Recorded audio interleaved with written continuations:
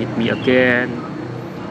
Hari ini kita akan kembali nge-share ya tentang tips-tips investasi dasar yang mungkin dapat digunakan oleh teman-teman. Yuk, let's start aja. Langsung aja kita gaspol hari ini. Gaspol. Oke, kita gaspol. Nah, tips investasi kita hari ini adalah bagaimana kita memilih saham yang membagi dividen setiap tahun, sehingga dividen ini bisa menjadi passive income buat kita. Dan bagaimana juga kita menyikapi tentang dividen ini. Gimana sih caranya supaya dividen ini berkembang? Tips-tips ini adalah tips-tips singkat ya teman-teman. Mungkin bisa nanti kedepannya bisa coba dipelajari lebih lanjut juga tentang hal-hal yang lebih mendetail. Oke? Yang pertama, kita akan start dulu dari bagaimana memilih saham yang bagi dividen tiap tahun. Oke, jadi di bursa saham ini sebenarnya ada beberapa saham ini yang rutin bagi dividen. Ya, coba aja teman-teman cek di sektor otomotif ada jagoannya sendiri, di tambang ada jagoannya sendiri, di perbankan ada jagoannya sendiri, dan nilai-nilai dividen ya mereka itu nggak macam-macam loh.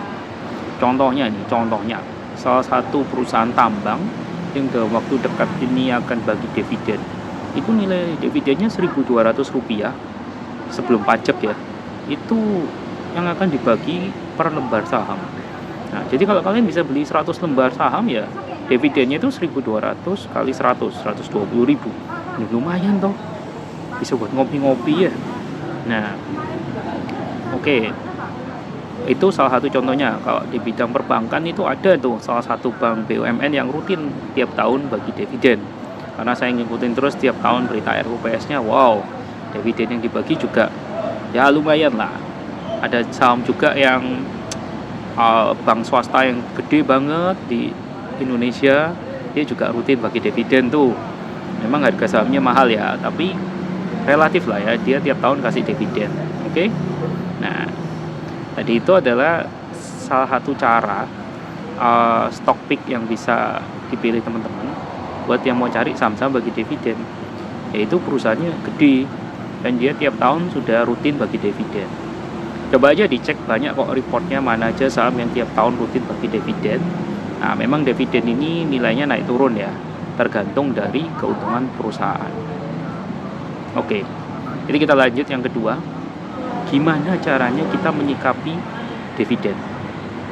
Banyak orang dapat dividen dari hasil saham yang mereka investasikan, tapi banyak juga dari mereka yang dividennya nggak diapa-apain, alias diambil aja buat ngopi-ngopi aja. Nah, kalau yang kayak gini namanya nggak investasi, ini namanya dividen for life. Ada juga ya istilah-istilah itu macam-macam lah nanti ya.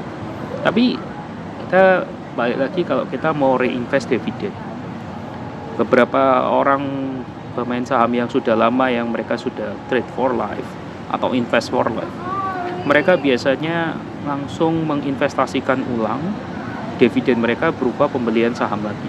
Jadi misalnya nih, harga satu lot saham itu yang bagi dividen itu harganya satu lotnya 260.000, mereka dapat dividen 120.000 nih kayak tadi.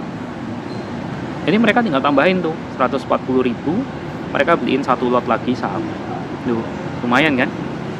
Lumayan atau lumayan banget? Jadi mereka nambah kepemilikan sahamnya satu lot. Dan tiap tahun mereka lakukan seperti itu.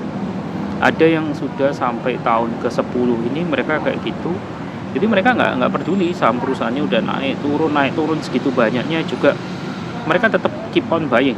Nah, ini namanya investasi ya. Nah, itu yang tips singkat pertama. Yang kedua, ada juga klien saya yang ngasih info dulu waktu kita masih sering ketemu, dividennya dia belikan emas. Nah, kenapa dia beli emas? Karena emas ini menurut dia itu salah satu investasi yang tahan goncangan. Jadi dalam kondisi apapun emas ini masih bisa dibeli, berapapun harganya, karena dia sudah nyimpan sendiri emas dari time ke time, dan memang harganya terbukti kalau di Indonesia apresiasi ya, naik terus. Nah, itulah yang jadi kenapa dia jadikan pilihan. Yang ketiga nih, ada juga orang yang saya temui dividennya gede banget. Tiap tahun dia beli properti. Wah, sadis nggak? Beli properti dia jadi dividen. Karena dia invest sudah cukup lama, dia jadi investor di pasar modal itu sekitar 20 tahun ya teman-teman. Jadi dia propertinya itu digulung terus. Terus dia jadikan dividennya aja ini pembelian properti baru. Bayangin, ini dari hasil passive income kita bisa ternak properti. Mantap banget gak sih? Mantap banget. Propertinya dia olah lagi jadi rumah kos. Hasil rumah kosnya dia belikan lagi saham. Wah, mengerikan ini, mengerikan. Bener-bener cara-cara fantastis. Itu kalau dividennya gede banget. Kalau dividennya belum gede, mungkin bisa dicoba di tips pertama. Kita reinvest aja di saham yang ngasih kita dividen itu.